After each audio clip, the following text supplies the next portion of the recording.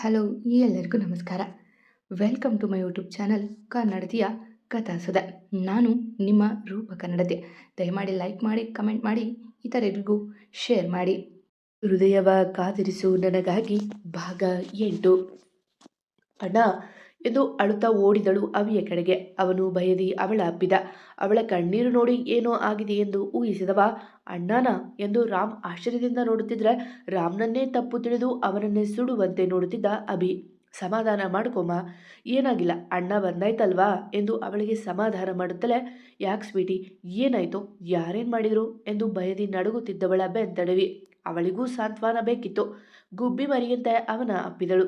ಒಂಚೂರು ತಲೆ ಎತ್ತಿ, ಅವರು ಅವರು ರೇಗಿಸಿದ್ರು ಅಣ್ಣ ಎಂದು ಬಸ್ ಸ್ಟಾಪ್ನಲ್ಲಿ ನಿಂತಿದ್ದವರ ಕಡೆಗೆ ಕೈ ತೋರಿದ್ಲು. ಆದರೆ ಅಭಿ ನೋಡಿದ್ದು ಮಾತ್ರ ರಾಮ್ನನ್ನ. ಅವನು ತೊಟ್ಟಿರುವ ಬಟ್ಟೆಯನ್ನು ಗಮನಿಸಿದ್ರೂ ಅವನು ದೊಡ್ಡ ಕಂಪನಿಯವ ಎಂದು ತಿಳಿಯುತ್ತಿತ್ತು. ಆದರೆ ಅವನಿಗೆ ತಂಗಿ ಮೇಲಿನ ಪ್ರೀತಿಯಿಂದ ರಾಮ್ನನ್ನೇ ಸುಡುವಂತ ನೋಡುತ್ತಿದ್ದ.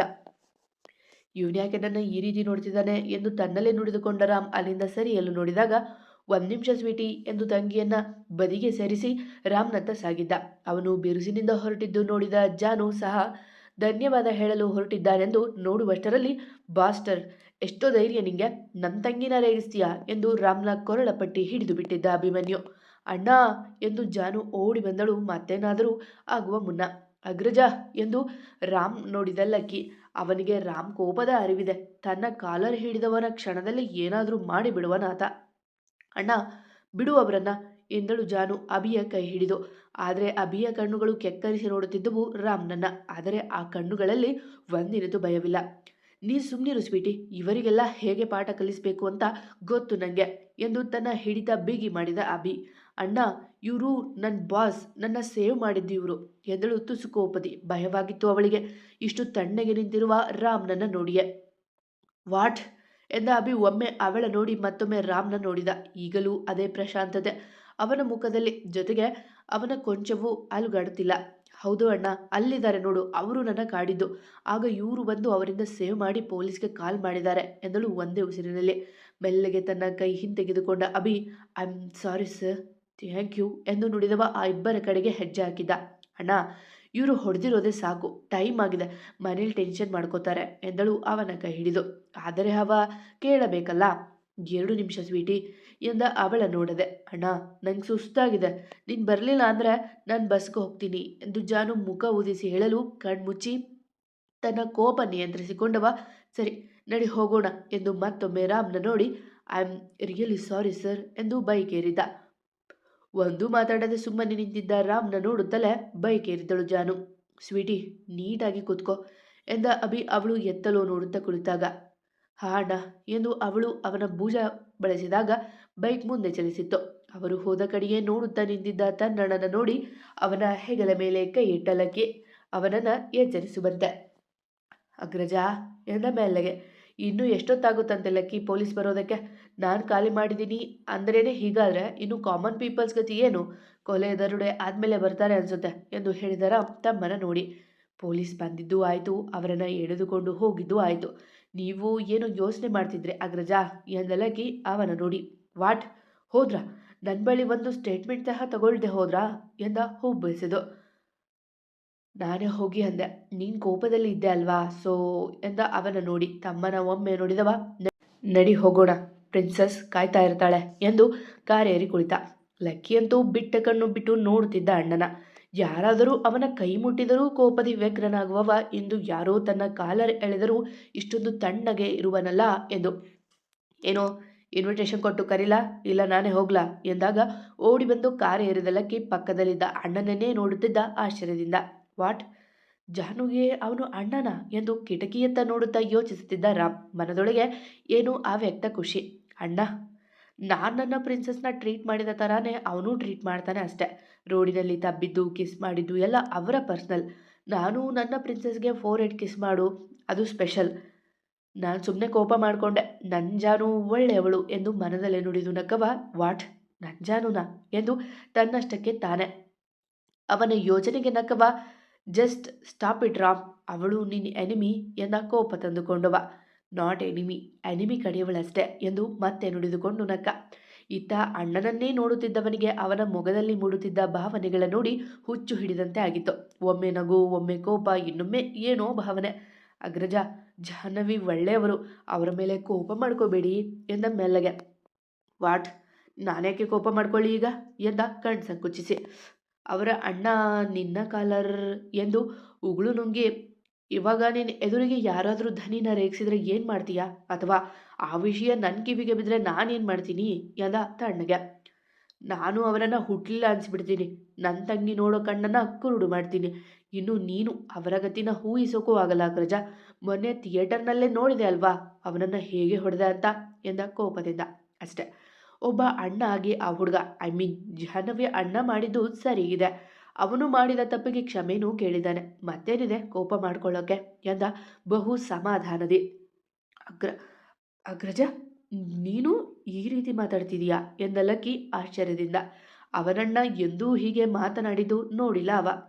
ಇವಾಗ ಬಾಯಿ ಮುಚ್ಚಿ ಕುತ್ಕೋ ಎಂದು ಕಿಟಕಿಯತ್ತ ನೋಡಿದವನ ಕಣ್ಮುಂದೆ ಕಾಣುತ್ತಿದ್ದುದು ಜಾಹ್ನವಿಯ ರೂಪವೇ. ಅಣ್ಣ ಗದರಿದ ಮೇಲೆ ತಮ್ಮ ಮಾತನಾಡುವುದುಂಟೆ? ತುಟಿಯ ಮೇಲೆ ಬೆರಳಿಟ್ಟು ಚಿಕ್ಕ ಮಗುವಿನಂತೆ ಕುಳಿತು ಬಿಟ್ಟ. ಅವನನ್ನೇ ವಾರೆಗಣ್ಣಿನಿಂದ ನೋಡಿದ ರಾಮ್ಗೆ ನಗು ಬಂದರೂ ತಡೆದು ಕುಳಿತಿದ್ದ. ಇಳಿ ಕೆಳಗೆ, ಅದಕ್ಕೂ ಯಾರನ್ನಾದರೂ ಕರೆಸಬೇಕಾ ಎಂದು ರಾಮ್ ಗದರಿ ಕೆಳಗಿಳಿಯಲು ಪೆಚ್ಚಾಗಿ ಇಳಿದ ಲಕ್ಕಿ. ಬ್ರೋ ಎಂದು ಓಡಿ ಬಂದು ರಾಮ್ ಕೊರಳಿಗೆ ಜೋತು ಬಿದ್ದಳು ದನಿ. ಏ ದನಿ, ಅವನಿನ್ನು ಈಗ ಆಚೆಯಿಂದ ಬಂದಿದ್ದಾನೆ, ಸ್ವಲ್ಪ ಸುಧಾರಿಸ್ಕೊಳ್ಳಿರೇ ಎಂದು ರೇಗಿದರು ಸುಮಿತ್ರಾ. ಅವರ ಮಾತಿಗೆ ಪೆಚ್ಚಾಗಿ ಕೈ ತೆಗೆಯಲು ಹೋದಾಗ ತನ್ನ ಕೋಟ್ ತೆಗೆದು ತಮ್ಮನ ಕೈಗೆ ಕೊಟ್ಟವ ಅವಳನ್ನ ಬೆನ್ನ ಮೇಲೆ ಕೂಸುಮರಿ ಮಾಡಿಕೊಂಡ. ಸರಿಗಿದ್ದೀರಾ ಇಬ್ರು, ಅಂತೆಗೆ ತಕ್ಕ ಬೊಂತೆ ಎಂದು ಹಣೆ ಚೆಚ್ಚಿಕೊಂಡ್ರು ಕೌಸಲ್ಯ. ಅವಳನ್ನ ಹಾಗೆ ಒತ್ತವ, ಪ್ರಿನ್ಸೆಸ್ ಇವತ್ತು ನಿನಗೇನು ತರಲೇ ಇಲ್ಲ, ಅದಕ್ಕೆ ನಾನೇ ಅಂಬಾರಿ ಆಗ್ತೀನಿ, ಒಂದು ರೌಂಡ್ ಅರಮನೆ ಸುತ್ತಾಡಿ ಬರೋಣ ಎಂದ ತಂಗಿಯ ನೋಡಿ. ಹ್ಞೂ ಬ್ರೋ ಎಂದು ನಕ್ಕವಳ ಹೊತ್ತು ಖುಷಿಪಟ್ಟ. ಅವಳ ನಗುವಿಗಾಗಿ ಅಷ್ಟೆಲ್ಲ ಮಾಡುವನವ. ಅವಳ ತಂಗಿಯ ಖುಷಿಗಾಗಿ ಇನ್ನೊಬ್ಬನ ತಂಗಿಗೆ ನೋವು ಮಾಡುವನೆಂಬುದರ ಅರಿವಿಲ್ಲ ಅವನಿಗೆ. ಅವನ ತಂಗಿಯ ಖುಷಿಗಾಗಿ ಇನ್ನೊಬ್ಬರಿಗೆ ನೋವು ಕೊಡುವುದರ ಬಗೆಗೆ ತಿಳಿದಿಲ್ಲ ಅವನಿಗೆ. ಸಾಕು, ಕೈಕಾಲು ತೊಳೆದು ಬಾರೋ, ಟೀ ಕುಡಿಯುವಂತೆ ಎಂದು ಕೌಸಲ್ಯ ಅವರು ಕೂಗಿದಾಗ ತಂಗಿಯನ್ನ ಕೆಳಗಿಳಿಸಿ ಓಡಿದ ರೂಮಿಗೆ. ಸದಾ ಗಂಭೀರವಾಗಿ ಇರುವವನ ತರಳೆಗಳು ಆಚೆ ಬರುವುದು ತಂಗಿಯ ಮುಂದೆ ಅಷ್ಟೆ. ಮಾನ್ಯ ದಿನ ಶುರುವಾಗಿತ್ತು ಸಹಜವಾಗಿ. ಸೂರ್ಯ ತನ್ನ ಕೆಲಸಕ್ಕೆ ಬಂದು ಅದಾಗಲೇ 4 ತಾಸು ಆಗಿತ್ತು. ಅಣ್ಣ ತಂಗಿ ಸಹ ಕೆಲಸಕ್ಕೆ ಬಂದಿದ್ರು. ಸ್ವೀಟಿ, ನಾನು ಬರೋವರೆಗೂ ಎಲ್ಲೂ ಹೋಗಬೇಡ, ಬಸ್ ಸ್ಟಾಪಲ್ಲೂ ನಿಂತ್ಕೋಬೇಡ, ನಾನು ಮೊದಲೇ ಬಂದು ಕಾಲ್ ಮಾಡಿದ ಮೇಲೆ ನೀನು ಬಾ ಎಂದು ಬುದ್ಧಿ ಹೇಳುತ್ತಿದ್ದ ಅಭಿ. ನಿನ್ನೆ ಆ ಘಟನೆ ನಡೆದಾಗಿನಿಂದ ತುಂಬ ಹೆದರಿದ್ದನವ. ಅಣ್ಣ, ಇಷ್ಟೊಂದು ಹೆದರಬೇಡ, ಏನೂ ಆಗಲ್ಲ ಎಂದು ಅವನಿಗೆ ಧೈರ್ಯ ಹೇಳಿ ನಡೆದಳು. ಅಣ್ಣ, ಈ ರಾವಣನ ಕೊರಳಪಟ್ಟಿ ಬೇರೆ ಹಿಡಿದು ಬಿಟ್ಟ, ಈಗ ನನ್ನ ಮೇಲೆ ಎಷ್ಟು ಕೋಪ ಇಟ್ಕೊಂಡಿದ್ದಾನೋ ಏನೋ ಎಂದು ಚಡಪಡಿಕೆಯಲ್ಲೇ ಕಂಪನಿ ಒಳಗೆ ಬಂದಳು ಜಾನು. ಅಣ್ಣನ ಎದುರು ಏನೂ ಕೋಪ ಇಲ್ಲ ಅನ್ನೋ ಥರ ಇದ್ದ. ಈಗ ನನ್ನ ಮೇಲೆ ಎಲ್ಲ ತೀರಿಸ್ಕೋತಾನೆ. ಅವತ್ತು ಹೀಗೆ ಅಲ್ವಾ ರಮಣ್ ಕೋಪನ ನನ್ನ ಮೇಲೆ ಹಾಕಿದ ಎಂದು ಬೈದುಕೊಂಡೇ ತನ್ನ ಚೇರ್ನಲ್ಲಿ ಕುಳಿತಳು. ಅರ್ಧ ಗಂಟೆಯ ನಂತರ ಆಫೀಸ್ ನಿಶ್ಶಬ್ದವಾಗಿತ್ತು. ಗಂಭೀರವಾಗಿ ನಡೆದು ಬಂದ ರಾಮ್ನ ನೋಡಿ ಜಾನು ಭಯದಿ ಎದ್ದು ನಿಂತರೆ, ಗುಡ್ ಮಾರ್ನಿಂಗ್ ಜಾನಕಿ ಎಂದು ನಗುತ್ತಾ ನುಡಿದು ಜಾನುಗೆ ಶಾಕ್ ಕೊಟ್ಟಿದ್ದ ರಾಮ್. ಅಯ್ಯೋ, ಈ ರಾವಣ ನಗೋದಲ್ದೆ ನನಗೆ ಶಾಕ್ ಕೊಟ್ಟು ಹೋಗ್ತಿದ್ದಾನಲ್ಲಪ್ಪ ಎಂದು ಪಿಳಿ ಪಿಳಿ ಮಾಡಿದವಳು, ಈ ರಾವಣ ಇಷ್ಟೊಂದು ತಣ್ಣಗೆ ಇದ್ದಾನ ಅಥವಾ ನನ್ನ ಭ್ರಮೆನಾ ಎಂದು ಇನ್ನೂ ಯೋಚಿಸುವಾಗ ಅವನ ಕಡೆಯಿಂದ ಬುಲಾವ್ ಬಂದಿತ್ತು ಅವಳಿಗೆ. ಮ್ಯಾಮ್, ಸರ್ ಕರೀತಾ ಇದ್ದಾರೆ ಎಂದು ಪ್ಯೂನ್ ಬಂದು ಹೇಳಿದಾಗ ಆಗಷ್ಟೇ ರೆಡಿ ಮಾಡಿದ್ದ ಫೈಲ್ ತೆಗೆದುಕೊಂಡು ಓಡಿದಳು ಅವನ ಬಳಿಗೆ.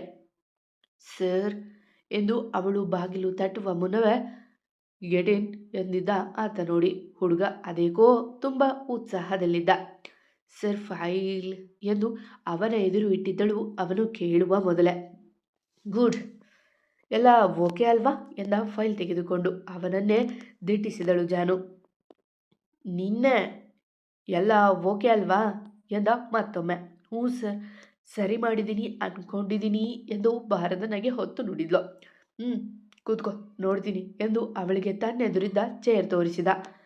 ನೀವು ನೋಡಿ ಸರ್, ದಯಾನಂದ್ ಸರ್ ಏನೋ ವರ್ಕ್ ಹೇಳಿದ್ರು, ನಾನು ನೋಡ್ತೀನಿ, ಏನಾದರೂ ತಪ್ಪಿದ್ರೆ ಆಮೇಲೆ ಮಾಡ್ತೀನಿ ಎಂದಳು ಮೆಲ್ಲಗೆ. ಅವನ ನಗು ನೋಡಿ ಅವಳಿಗೆ ಧೈರ್ಯ ಬಂದಿತ್ತೇನೋ. ಓಕೆ ಎಂದು ಅವಳ ಮುಗ ನೋಡಿ ನುಡಿದವ.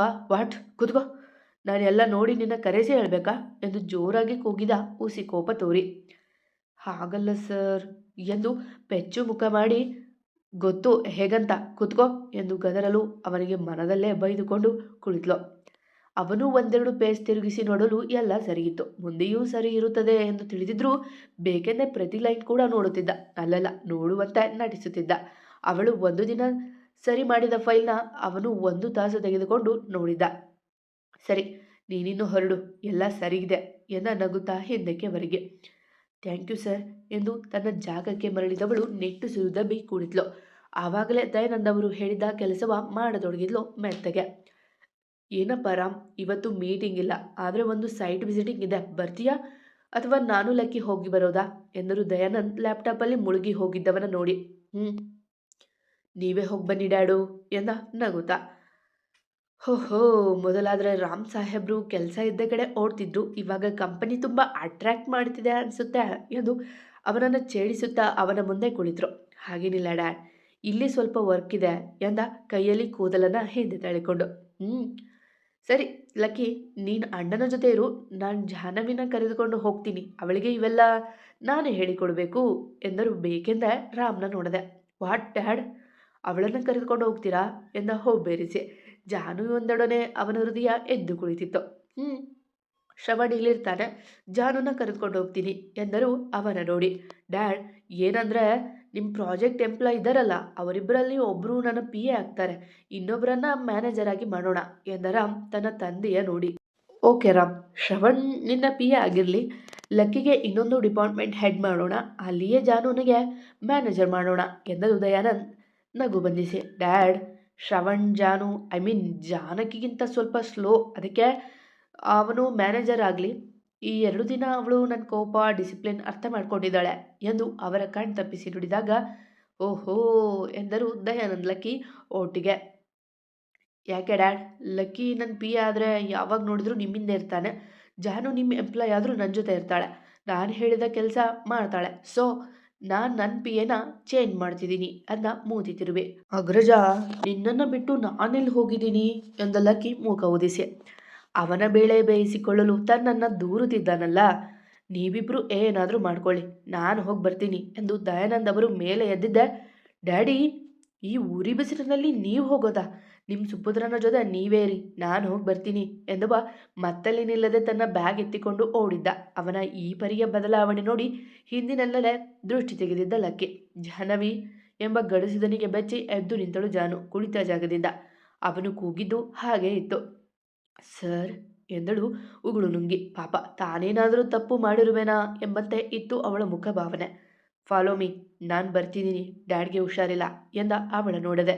ಈಗಂತೂ ಅವಳು ಬೆದರಿ ಹೋಗಿದ್ಲು. ಸರ್ ಎಂದು ಮತ್ತೆ ಕೇಳಿದಳು ಅನುಮಾನದಿಂದ. ಫೈಲ್ ರೆಡಿನಾ, 2 ಫೈಲ್ ತೆಗೆದುಕೊಂಡು ನನ್ನ ಜೊತೆ ನಡಿ ಎಂದು ಅವನು ದೊಡ್ಡ ದೊಡ್ಡ ಹೆಜ್ಜೆ ಇಟ್ಟು ನಡೆದರೆ ಹುಡುಗಿ ನಿಂತಲ್ಲೇ ನಡುಗುತ್ತಿತ್ತು. ಜಾನು, ಹೋಗಮ್ಮ, ನನಗೆ ಸ್ವಲ್ಪ ಬೆನ್ನು ನೋವು, ನಾನು ಲಕ್ಕಿ ಹಾಸ್ಪಿಟಲ್ಗೆ ಹೋಗ್ತಿದ್ದೀವಿ, ನೀನು ಅವನ ಜೊತೆ ಹೋಗಿ ಜಾಗ ನೋಡಿಕೊಂಡು ಬನ್ನಿ ಎಂದು ಹೇಳಿದರು ದಯಾನಂದ್ ಶಾಕಲ್ಲಿ ನಿಂತಿದ್ದವಳ ಬಳಿ ಬಂದು. ಓಕೆ ಸರ್ ಎಂದು ಅವರು ಕೊಟ್ಟಿದ್ದ 2 ಫೈಲ್ ತೆಗೆದುಕೊಂಡು ಓಡಿದಳು ದೊಡ್ಡದಾದ ಹೆಜ್ಜೆ ಇಟ್ಟು. ಅವನಾಗಲೇ ಕಾರ್ನಲ್ಲಿ ಕುಳಿತಿದ್ದ.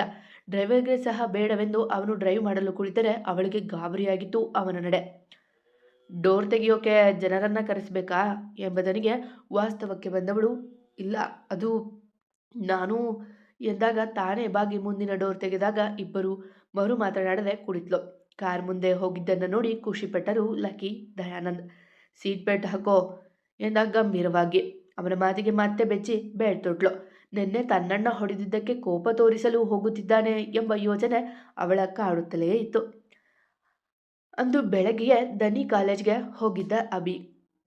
ಹೇ, ಯಾರೋ ನೀನು, ಇಲ್ಲೇ ಮಾಡ್ತಿದೀಯಾ ಎಂದು ಬಂದ ಅವಳ ಕಾಲೇಜ್ ಸೆಕ್ಯೂರಿಟಿ. ಅದು ಅಲ್ಲಿ ಹೋಗ್ತಿದ್ದಾಳಲ್ಲ, ಅವಳ ಡೀಟೇಲ್ಸ್ ಬೇಕು ನನಗೆ ಎಂದು ದನಿಯತ್ತ ಕೈ ತೋರಿ ಅವನ ಬಳಿಯಿಂದ ಅವಳ ಬಗ್ಗೆ ಡೀಟೇಲ್ಸ್ ತೆಗೆದುಕೊಳ್ಳಲು ನೋಡಿದ್ದ ಅಭಿ. ಆದರೆ ಅವನ ದುರಾದೃಷ್ಟಕ್ಕೆ ಸೆಕ್ಯೂರಿಟಿ ನೋಡಿದ್ದು ಶ್ವೇತಾಳನ್ನ. ಅವಳ ನಮ್ಮ ಕಾಲೇಜ್ ಪ್ರಿನ್ಸಿಪಲ್ಗಳು, ಅವಳು ತುಂಬ ಒಳ್ಳೆ ಹುಡುಗಿ, ಆದರೆ ಅವಳ ಬಗ್ಗೆ ನೀನ್ಯಾಕೆ ತಿಳ್ಕೋಬೇಕು ಎಂದ ಅವನನ್ನೇ ದಿಟ್ಟಿಸಿ. ಅದು ನಿನ್ನೆ ಅವರ ID ಕಾರ್ಡ್ ನನಗೆ ಸಿಕ್ತು, ಅದರಲ್ಲಿ ಕಾಲೇಜ್ ಅಡ್ರೆಸ್ ಇತ್ತು, ನಿನ್ನೆ ಇದ್ದ ಸೆಕ್ಯೂರಿಟಿ ನನ್ನ ಒಳಗೆ ಬಿಟ್ಟಿಲ್ಲ, ಅದಕ್ಕೆ ಬಂದೆ ಎಂದ ತಡವರಿಸುತ್ತಾ. ಹೌದಾ, ನಿನ್ನೆ ಇದ್ದವನು ಬೇರೆ ಡಿಪಾರ್ಟ್ಮೆಂಟ್ ಅವನು, ಇದು ಮೆಡಿಕಲ್ ಡಿಪಾರ್ಟ್ಮೆಂಟ್, ಅವಳು 2ನೇ ವರ್ಷದ ಮೆಡಿಕಲ್ ಓದ್ತಿದ್ದಾಳೆ, ಅದೇನೋ ಹೃದಯದ ರೋಗಗಳನ್ನು ನೋಡೋದು ಎಂದಾಗ ಹೊಬ್ಬೇರಿಸಿದವ. ನನ್ನವಳು ಡಾಕ್ಟರ್, ಎಷ್ಟೋ ಜೀವಗಳ ಉಳಿಸೋಳು ಎಂದುಕೊಂಡವ ಸರಿ ಅಣ್ಣ, ಎಷ್ಟು ಗಂಟೆಗೆ ಆಚೆ ಬರ್ತಾರೆ ಎಂದ ಸಹಜವಾಗಿ. 4:15 ಕಣಪ್ಪ, ನನ್ನ ಕೈಗೆ ಕೊಟ್ಟಿರು, ನಾನು ಕೊಡ್ತೀನಿ ಎಂದರು ಅವರು ಆತ್ಮೀಯವಾಗಿ. ಪರವಾಗಿಲ್ಲ, ಅವಳಿಗೊಂದು ಥ್ಯಾಂಕ್ಸ್ ಹೇಳಬೇಕು ಎಂದವ ತನ್ನ ಕೆಲಸದತ್ತ ನಡೆದಿದ್ದ. ರಾಮ್ ಹೊರಗೆ ಬಂದು ಕೆಲಸಕ್ಕೆ ಜಾನುವನ್ನ ಕರೆದುಕೊಂಡು ಹೋಗುತ್ತಿದ್ದ. ಡೋರ್ ತೆಗೆಯೋಕೆ ಜನರನ್ನ ಕರೆಸಬೇಕಾ ಎಂಬುದರಿಗೆ ವಾಸ್ತವಕ್ಕೆ ಬಂದವಳು, ಇಲ್ಲ ಅದು ನಾನು ಎಂದಾಗ ತಾನೇ ಬಾಗಿ ಮುಂದಿನ ಡೋರ್ ತೆಗೆದಾಗ ಮರು ಮಾತನಾಡದೆ ಕುಳಿತ್ಲು. ಕಾರ್ ಮುಂದೆ ಹೋಗಿದ್ದನ್ನು ನೋಡಿ ಖುಷಿಪಟ್ಟರು ಲಕ್ಕಿ ದಯಾನಂದ್. ಸೀಟ್ ಬೆಲ್ಟ್ ಹಾಕೋ ಎಂದ ಗಂಭೀರವಾಗಿಯೇ. ಅವನ ಮಾತಿಗೆ ಬೆಚ್ಚಿ ಬೆಚ್ಚಿ ಬೆಲ್ಟ್ ತೊಟ್ಲು. ನಿನ್ನೆ ತಣ್ಣನ್ನ ಹೊಡೆದಿದ್ದಕ್ಕೆ ಕೋಪ ತೋರಿಸಲು ಹೋಗುತ್ತಿದ್ದಾನೆ ಎಂಬ ಯೋಚನೆ ಅವಳ ಕಾಡುತ್ತಲೇ ಇತ್ತು. ಯಾಕೆ ಮುಖ ಹೀಗೆ ಮಾಡ್ಕೊಂಡು ಕೂತಿದೀಯಾ ಎಂದ ರಾಮ್ ಅವಳು ಭಯದಲ್ಲಿ ಕುಳಿತಿದ್ದು ನೋಡಿ. ಯಾಕಿಲ್ಲ ಸರ್ ಎಂದಳು ಮತ್ತೆ ಭಯದಲ್ಲಿಯ. ಅದನ್ನು ಯಾಕೆ ಹೆದರಿ ಹೇಳ್ತಿದೀಯಾ ಎಂದ ನಗುತ್ತಾ. ಅವನ ನಗು ನೋಡಿ ಇನ್ನೂ ಆತಂಕವಾಯಿತು ಅವಳಿಗೆ. ಮೊದಲೇ ರಾವಣನವ, ಈಗ ರಾವಣಾಸುರನ ಈ ರೀತಿ ನಗುವುದ ನೋಡಿ ಉಗುಳು ನುಗ್ಗಿದ್ಲು ಭಯದಲ್ಲೇ. ನೀವು ನೀವು ನಿನ್ನೆ ಅಣ್ಣ ಹೊಡೆದಿದ್ದಕ್ಕೆ ಎಂದಳು ಮೆಲ್ಲಗೆ. ಈಗ ಅವನಿಗೆ ಅರ್ಥವಾಯಿತು ಅವಳ ಭಯ. ಕೋಪ ಮಾಡಿಕೊಂಡು ನಿಂಗೆ ಟಾರ್ಚರ್ ಮಾಡೋಕೆ ಕರೆದುಕೊಂಡು ಬಂದಿದ್ದೀನಿ ಅನ್ಕೊಂಡ್ಯಾ ಎಂದ ಮೀಸೆ ಮರಿಯಲ್ಲಿ ನಗುತ್ತಾ. ಎಂದಳು ಮೆತ್ತಗೆ ತಲೆ ಆಡಿಸಿ. ಅವಳ ಮುದ್ದು ಮುಖ ನೋಡಿ ಮನಸಾರೆ ನಕ್ಕವ. ಇಲ್ಲ, ನನಗೆ ನಿನ್ನಣ್ಣನ ಮೇಲೆ ಕೋಪ ಇಲ್ಲ. ಅವರ ಜಾಗದಲ್ಲಿ ಯಾವುದೇ ಅಣ್ಣ ಇದ್ರೂ ಹಾಗೆ ಮಾಡ್ತಿದ್ರು. ಇವನ್ ನಾನು ಸಹ ಅಷ್ಟೆ. ಬಟ್ ತುಂಬ ಆತುರ ಅವರಿಗೆ. ನಂತನೇ ತಪ್ಪು ಸರಿ ಯೋಚಿಸದೆ ಕೈ ಮಾಡಿಬಿಟ್ರು ಎಂದ ನಗುತ್ತಾ. ಅವನ ನಗು ಅಪರೂಪ ಎನಿಸಿ ನಕ್ಕಳು ತಾನು. ಅದಕ್ಕೇನು ಕೋಪ ಇಲ್ಲ, ಇವಾಗ ಕೆಲಸದ ಮೇಲೆ ಕರೆದುಕೊಂಡು ಹೋಗ್ತಿರೋದು, ಫೀಲ್ ಫ್ರೀ ಎಂದಾಗ ಮುದ್ದಾಗಿ ತಲೆ ಆಡಿಸಿ ಮೈ ಹಗುರ ಮಾಡಿಕೊಂಡು ಕುಳಿತ್ಲು. ಇಷ್ಟೊತ್ತು ಅದಕ್ಕೇನು ಹೆದರಿದ್ದು ಮೇಡಮ್ ಎಂದ ಹುಬ್ಬೇರಿಸಿ ಪೆಚ್ಚಾಗಿ ನಗುತ್ತಾ ಹೂ ಅಂದಾಗ ಕಾರ್ ನಿಲ್ಲಿಸಿದ. ಯಾಕೆ ಸರ್ ಎಂದಳು ಮತ್ತು ಭಯದೆ. ಇಳಿ ಇಲ್ಲೇ ಎಂದ ಗಂಭೀರವಾಗಿ. ಇವನಿಗೆ ಮತ್ತಾವ ದೆವ್ವ ಸುತ್ತಿಕೊಂಡಿತೋ ಎಂದು ಬೈಯುತ್ತಲೇ ಅವನನ್ನೇ ನೋಡುವಾಗ, ಬೈಕೋತ್ವ ಕೂರಬೇಡ, ಇಲ್ಲೇ ನಾವು ಹೋಗಬೇಕಾದ ಬಿಲ್ಡಿಂಗ್ ಇರೋದು, ಬಾ ಎಂದು ಡೋರ್ ತೆಗೆದ. ಹಿಹಿ ಎಂದು ಹಾಲ್ಗಿಂಜಿ ಹೇಳಿದಳು ಕೆಳಗೆ. ಅವನು ಕಾರ್ ಪಾರ್ಕ್ ಮಾಡಿ ಬರುವವರೆಗೂ ಸುತ್ತಲೂ ನೋಡುತ್ತಿದ್ದವಳು ಅವನು ಬಂದ ತಕ್ಷಣ ಅವನ ಹಿಂದೆ ಓಡಿದಳು. ಎಲ್ಲ ಓಕೆನಾ ಎಂದ ಗಂಭೀರ ವದನದಿ. ಅಲ್ಲಿದ್ದ ಒಬ್ಬ ಓಡಿ ಬಂದು ಚೇರ್ ಹಾಕಿದ. ಎಲ್ಲ ಓಕೆ ಸರ್, ಆದರೆ ಲಾಸ್ಟ್ ಬಂದಿರೋ ಮರಳು ತುಂಬ ಕಳಪೆ ಇದೆ. ಒಂದೊಂದು ಗೋಡೆ ಕಟ್ಟೋದಕ್ಕೂ 2 ಲಾರಿ ಮರಳು ಹೋಗ್ತಿದೆ ಎಂದಾಗ ಕೋಪಗೊಂಡವ. ಮರಳು ಕಡಿಮೆ ಗುಣಮಟ್ಟದ್ದು ಅಂತ ಗೊತ್ತಿದ್ರೂ ಅದನ್ನು ಯೂಸ್ ಮಾಡಿದಿರ, ನಾನ್ಸೆನ್ಸ್. ಇಲ್ಲಿ ಮನುಷ್ಯರು ಬದುಕ್ತಾರೆ, ಬಿಟ್ಟಿ ಶೋಕಿಗೆ ಕಟ್ಟಿಸ್ತಿಲ್ಲ ಈ ಬಿಲ್ಡಿಂಗ್ನ. ನಿಂಗೆ ಬೇಕಾದರೆ ಇನ್ನೂ 4 ಲೋಡ್ ಜಾಸ್ತಿ ಮರಳು ತರಿಸ್ತೀನಿ, ಗುಣಮಟ್ಟ ನೋಡಿ ಕಟ್ಟು. ಇದೇ ಲಾಸ್ಟ್ ವಾರ್ನಿಂಗ್ ನಿಂಗೆ. ಇನ್ನೊಮ್ಮೆ ಮನೆ ಬಗ್ಗೆ ಕಂಪ್ಲೇಂಟ್ ಬಂದರೆ ಐ ವಿಲ್ ಫೈಯರ್ ಯು ಎಂದಾಗ ಅದುರಿ ಹೋದವ. ಓಕೆ ಸರ್, ಇನ್ನು ಮುಂದೆ ಎಲ್ಲ ಇನ್ಫಾರ್ಮ್ ಮಾಡಿಯೇ ಕಟ್ಟೋಕೆ ಹೇಳ್ತೀನಿ ಎಂದ ಭಯದಿಂದ. ಇನ್ನೊಮ್ಮೆ ಅಲ್ಲ, ಮೊದಲು ಯಾವ ಗೋಡೆ ಕಟ್ಟಿದೆಯೋ ಅದನ್ನು ಕೆಡವು, ಆಮೇಲೆ ಕ್ವಾಲಿಟಿ ಮರಳು ಬಂದಾಗ ಕಟ್ಟುವಂತೆ ಎಂದ ಎದ್ದು ನಿಂದು. ಸರ್, ಮರಳು ಎಲ್ಲೂ ಸಿಗ್ತಿಲ್ಲ, ತರಿಸಿರೋದು ಅಕ್ರಮವಾಗಿ ಎಂದಾಗ ಅವನ ಕೆನ್ನೆಗೆ ಬಾರಿಸಿದವ. ಇದು ಎಲ್ಲ ಲೀಗಲ್ ಆಗಿ ನಡಿಬೇಕು ಅಂತ ಗೊತ್ತಿಲ್ವಾ? ಸಿಗ್ತಿಲ್ಲ ಅಂದಿದ್ರೆ ನನಗೊಂದು ಕಾಲ್ ಮಾಡೋಕೇನಾಗಿತ್ತು, ನಾನು ತರಿಸ್ತಿದ್ದೆ, ಯೂಸ್ಲೆಸ್ ಫೆಲೋ ಎಂದವ ಜಾನು ಕಡೆಗೆ ನೋಡಿ. ಜಾಹ್ನವಿ, ಇನ್ಮುಂದೆ ಈ ಬಿಲ್ಡಿಂಗ್ ಪೂರ್ತಿ ಜವಾಬ್ದಾರಿ ನಿಂದೆ. ಏಯ್, ಎಲ್ಲ ಫೈಲ್ ಮತ್ತು ಮೆಟೀರಿಯಲ್ ಇನ್ಫಾರ್ಮೇಷನ್ ಎಲ್ಲ ಅವಳ ಕೈಗೆ ಕೊಡು ಎಂದಾಗ ತಲೆ ಆಡಿಸಿದ್ಲು ಜಾನು. ಸರ್, ಇದೊಂದು ಅವಕಾಶ ಕೊಡಿ ಸರ್ ಎಂದು ಬೇಡಿದನಾತ. ಸುಮ್ಮನೆ ಕೊಟ್ಟು ಹೋಗ್ತಿರು ಎಂದು ಗದರಲು ತಲೆ ಆಡಿಸಿದವ. ಅಲ್ಲೆಲ್ಲೋ ಇಟ್ಟಿದ್ದ ಎಲ್ಲ ಫೈಲ್ ತೆಗೆದು ಅವಳ ಕೈಗಿಟ್ಟು ವಿವರಗಳ ನೀಡಿದ. ಇನ್ಮುಂದೆ ಮೊದಲು ಇಲ್ಲಿಗೆ ಬಂದು ಕನ್ಸ್ಟ್ರಕ್ಷನ್ ಹೇಗೆ ನಡೀತಿದೆ ಅಂತ ತಿಳ್ಕೊಂಡು ಆಫೀಸಿಗೆ ಬರಬೇಕು. ನಂತರ ಮಧ್ಯಾಹ್ನ ಒಮ್ಮೆ ಬಂದು ಎಷ್ಟು ಮೆಟೀರಿಯಲ್ ಬಂದಿದೆ, ಎಷ್ಟು ಯೂಸ್ ಆಗಿದೆ, ಎಷ್ಟು ವರ್ಕರ್ಸ್ ಬಂದಿದ್ದಾರೆ ಎಲ್ಲ ನೋಡ್ಕೋಬೇಕು. ಗಾಟ್ ಇಟ್ ಎಂದಾಗ ಉಗುಳು ನುಂಗಿ ಒಪ್ಪಿದ್ಲು ಜಾನು. ಯಾಕೆಂದರೆ ಅದು ಊರಿನಿಂದ ಚೂರು ಹೊರಗಿದ್ದ ಜಾಗ. ಬಾ, ಇದೊಂದು ಬಿಲ್ಡಿಂಗ್ ನಿನ್ನ ಸೂಪರ್ವೈಸರಲ್ಲಿ ನಡೆಯುತ್ತೆ, ಮತ್ತು ಆ ಕಡೆ 2 ಇದೆ. ಏನಾದರೂ ಗೊತ್ತಾಗಲಿಲ್ಲ ಅಂದರೆ ಲಕ್ಕಿ ಕೇಳು, ನನ್ನ ಕೇಳು, ಇಲ್ಲ ಅವರಾದರೂ ಹೆಲ್ಪ್ ಮಾಡ್ತಾರೆ ಎಂದ ಮತ್ತೆ ಅವಳನ್ನು ಕೆಳಗೆ ಕರೆದುಕೊಂಡು ಬಂದು ಅಲ್ಲೇ ಕೊಂಚ ದೂರದಲ್ಲಿ ಇದ್ದ ಬಿಲ್ಡಿಂಗ್ ತೋರಿದವ. ಅವೆಲ್ಲ ನಮ್ಮ ಕಂಪನಿಯಲ್ಲೇ ಅಂಡರಲ್ಲೇ ಬರೋದು, ಇದೆಲ್ಲ ನನ್ನ ಹೊಸ ಪ್ರಾಜೆಕ್ಟ್ ಎಂದ ಕೈ ತೋರಿ. ಅಲ್ಲ ಸರ್, ಇದು ಸಿಟಿಯಿಂದ ಮಿನಿಮಮ್ 30 ಕಿಲೋಮೀಟರ್ ದೂರ ಇದೆ. ಇಲ್ಲಿ ಬಿಲ್ಡಿಂಗ್ ಕಟ್ತಿದ್ದೀರಾ, ಅದು 3, ಸುಮ್ಮನೆ ಹಣ ವೇಸ್ಟ್ ಅಲ್ವಾ ಎಂದಳು ಮೆಲ್ಲಗೆ. ಅದೇಕೋ ಅವನ ಎದುರು ಮಾತನಾಡುವ ಧೈರ್ಯ ತೋರಿದ್ಲವಳು. ಈ ಪ್ರಶ್ನೆ ನಿನ್ನ ತಲೆಗೆ ಬಂದಿದೆ ಅಂದರೆ ಯು ಆರ್ ಟು ಬ್ರಿಲಿಯಂಟ್ ಅಂತ ಎಂದು ನಕ್ಕವ. ಇವಾಗ ಈ ಜಾಗ ದೂರ ಇರ್ಬೋದು, ಆದರೆ ಇನ್ನೂ 3-4 ವರ್ಷದಲ್ಲಿ ಇಲ್ಲೂ ಮನೆಗಳು ಅಪಾರ್ಟ್ಮೆಂಟ್ಗಳು ಬೇಕಾಗುತ್ತೆ. ಬೆಂಗಳೂರು ಬೆಳೀತಾನೆ ಇದೆ, ಬೆಳೆಯುತ್ತಲೇ ಇರುತ್ತೆ. ಇನ್ನೂ 10 ಕಿಲೋಮೀಟರ್ ದೂರ ಇರೋ ನಿಮ್ಮೂರಿಗೂ ಬೆಂಗಳೂರು ಅಟ್ಯಾಚ್ ಆಗಬಹುದು, ಇಡೋದಕ್ಕಾಗೋದಿಲ್ಲ. ಅದಕ್ಕೆ ಇವಾಗ ಕಡಿಮೆ ಇದ್ದಾಗಲೇ ಬಿಲ್ಡಿಂಗ್ ಕಟ್ಟಿಬಿಟ್ರೆ ಇನ್ನೂ 3 ವರ್ಷಗಳ ನಂತರ ಇಲ್ಲಿ ಬೇಡಿಕೆ ಬರುತ್ತೆ, ಆಗ ಹಣ ಮಾಡ್ಬೋದು. ಈವನ್ ಅಂದು ನಾನು ಕಾರಲ್ಲಿ ಬಂದಿದ್ದು ಸಹ ಈ ಜಾಗ ನೋಡೋದಕ್ಕೆ. ನನ್ನ ತಂಗಿ ಬರ್ತಡೆಗೆ ಇಲ್ಲಿ ಗುದ್ದಲಿ ಪೂಜೆ ಆಯಿತು, ಇವಾಗ ಇಲ್ಲಿ ಕನ್ಸ್ಟ್ರಕ್ಷನ್ ಶುರು ಮಾಡಿದ್ದೀನಿ. ಮುಂದಿನ ವರ್ಷಕ್ಕೆ ಅವಳ ಬರ್ತಡೆಗೆ ಅವಳ ಕೈಯಲ್ಲೇ ಇನಾಗ್ರೇಷನ್ ಮಾಡಿಸ್ತೀನಿ ಎಂದು ನಕ್ಕನವ. ಅವನನ್ನೇ ನೋಡುತ್ತಾ ಉಳಿದಳು ಜಾನು. ಮೊದಲು ಬಾರಿಗೆ ಅದೆಷ್ಟು ತಣ್ಣಗೆ ಮಾತನಾಡುತ್ತಿದ್ದನವ, ಅದು ಅಷ್ಟೆಲ್ಲ ವಿವರಣೆ ನೀಡಿ. ನಿಮ್ಮ ತಂಗಿ ಅಂದರೆ ಅಷ್ಟಿಷ್ಟನಾ ಸರ್ ಎಂದಳು ಅವನ ಮಾತಲ್ಲಿದ್ದ ಅವಳೆಡೆಗಿನ ಪ್ರೀತಿ ಗುರುತಿಸಿ. ಹೌದು, ನನ್ನ ಪ್ರಾಣದಷ್ಟು ಎಂದು ನಕ್ಕನವ.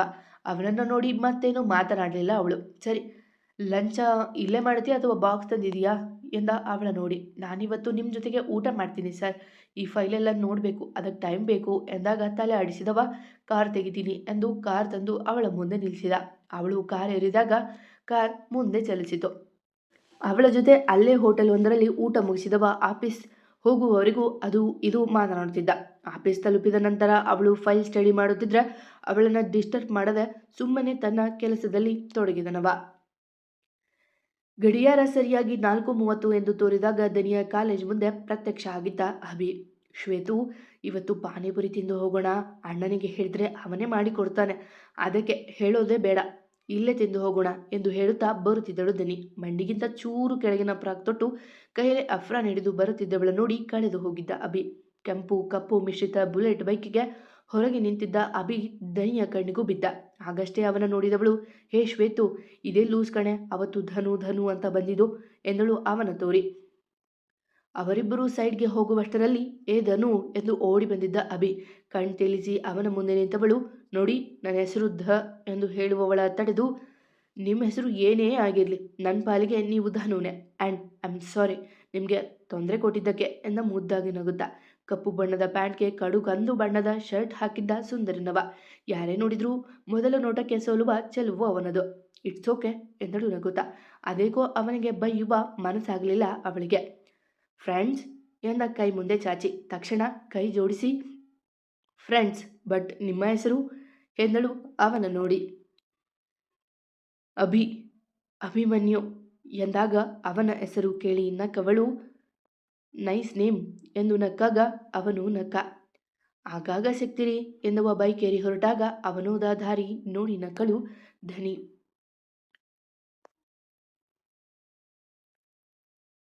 ತನ್ನವಳ ಮೀಟ್ ಮಾಡಿದ ಖುಷಿಯಲ್ಲೇ ತನ್ನ ತಂಗಿಯ ಪಿಕ್ ಮಾಡಿದವ ಎಲ್ಲವ ಹೇಳುತ್ತಾ ಮನೆಯ ತಲುಪಿದ್ದ. I am happy for you ಅಣ್ಣ ಎಂದು ನಕ್ಕಳು ಅಣ್ಣನ ತಬ್ಬಿ. ಯಾರಿಗೂ ಹೇಳಬೇಡ, ನೋಡೋಣ ಏನಾಗುತ್ತೋ ಎಂದು ನಕ್ಕನವ. ಹಾಗೆ ಮತ್ತೊಂದು ದಿನ ಶುರುವಾಗಿತ್ತು. ಆ ದಿನ ಕಳೆದು ಇಂದು ರಾಮ್ ಆದಷ್ಟು ಬೇಗ ಬಂದಿದ್ದ. ಆದರವನ ಕಣ್ಣಿಗೆ ತನ್ನವಳು ಕಾಣದೇ ಇದ್ದಾಗ ಆಫೀಸ್ ಬಾಯ್ ಕರೆದಿದ್ದ. ಕಾಲ್ ಜಾಹ್ನವಿ ಎಂದ ತನ್ನೆದುರು ನಿಂತವನ ನೋಡಿ. ಇಲ್ಲ ಸರ್, ಜಾಹ್ನವಿ ಮೇಡಮ್ ಇನ್ನೂ ಬಂದಿಲ್ಲ ಎಂದ ಆಫೀಸ್ ಬಾಯ್. ಏನು, ಇನ್ನೂ ಬಂದಿಲ್ವಾ, ಏಕೆ ಎಂದ ರಾಮ್ ಆಫೀಸ್ ಬಾಯ್ ಮೇಲೆ ರೇಗುತ್ತಾ. ಗೊತ್ತಿಲ್ಲ ಸರ್, ಇನ್ನೂ ಬಂದಿಲ್ಲ ಮ್ಯಾಮ್ ಎಂದ ಭಯದಿಂದ. ಮೇ ಐ ಕಮಿನ್ ಎಂದ ಧ್ವನಿಗೆ ಬಾಗಿಲತ್ತ ನೋಡಿದವನ ಹೃದಯ ಕ್ಷಣ ನಿಂತು ಬಿಟ್ಟಿತ್ತು. ಯಾಕೆಂದರೆ ಮೊದಲ ದಿನ ಅವನು ಹೇಳಿದಂತೆ ತಯಾರಾಗಿ ಬಂದಿದ್ಲು ಜಾನು. ಪುಟ್ಟ ಮೇಡಿ ತೊಟ್ಟು ಅದಕ್ಕೆ ಶರ್ಟ್ ಹಾಕಿ ಕೂದಲು ಹರಳು ಬಿಟ್ಟವಳ ನೋಡಿ ಮಾತೆ ಮರೆತು ಬಿಟ್ಟಿದ್ದ ಜಾನಕಿಯ ರಾಮ. ಮೆಲ್ಲಗೆ ಅವಳ ಬಳಿ ಸರಿದವ ಅವಳನ್ನು ಮುಟ್ಟುವಷ್ಟರಲ್ಲಿ ಮಾಯವಾಗಿದ್ಲು. ಜಾನ್ ನೂ ಎಂದು ಎದ್ದವ ನಿದ್ದೆಯಿಂದ ಎದ್ದಿದ್ದ. ಅಯ್ಯೋ ಕನ್ಸ, ಅದು ಬೆಳಗ್ಗೆ ಬೆಳಗ್ಗೆ ಎಂದು ಟೈಮ್ ನೋಡಿದವ ಆಗಿನ್ನು 6 ಗಂಟೆ. ಅದರಿಂದ ಬೇಗ ತಯಾರಾಗಿ ಆಫೀಸ್ ಕಡೆಗೆ ಹೊರಟಿದ್ದ. ತನ್ನವಳ ನೋಡುವ ಆತರದಲ್ಲಿ. ಮತ್ತೆ ಸಿಗುವ. ಸ್ವಲ್ಪ ಕೋಲ್ಡ್ ಆಗಿದೆ, ವಾಯ್ಸ್ ಚೇಂಜ್ ಆಗಿದೆ, ಸಹಿಸ್ಕೊಳ್ಳಿ. ಕಥೆ ಇಷ್ಟ ಆಗ್ತಿದೆ ಅಂತ ಗೊತ್ತು. 2 ಎಪಿಸೋಡ್ ಹಾಕೋಕ್ಕೆ ಟ್ರೈ ಮಾಡ್ತಿದ್ದೀನಿ, ಆಗಲಿಲ್ಲ ಅಂದರೆ ಬೇಜಾರಾಗಬೇಡಿ. ಡೈಲಿ ಒಂದಂತರೂ ಬಂದೇ ಬರುತ್ತೆ ಪಕ್ಕಾ. ಎದಿನಂತೆ ನಿಮ್ಮ ಪ್ರೀತಿ ಕಮೆಂಟ್ ಪ್ರೋತ್ಸಾಹದ ನಿರೀಕ್ಷೆಯಲ್ಲಿ ನಾನು ನಿಮ್ಮ ಪ್ರೀತಿಯ ರೂಪ ಕನ್ನಡತಿ. ಎಲ್ಲರಿಗೂ ಧನ್ಯವಾದಗಳು.